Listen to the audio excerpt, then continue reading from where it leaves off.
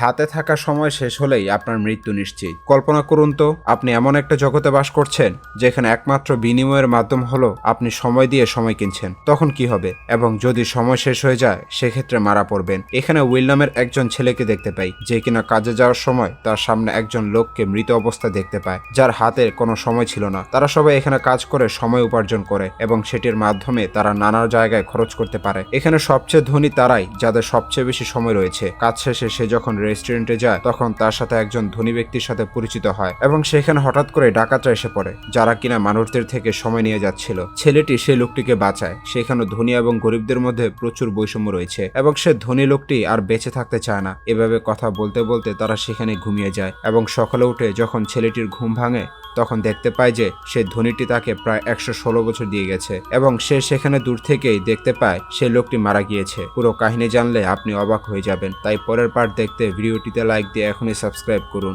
আর কমেন্টে লিখুন পার্ট 2।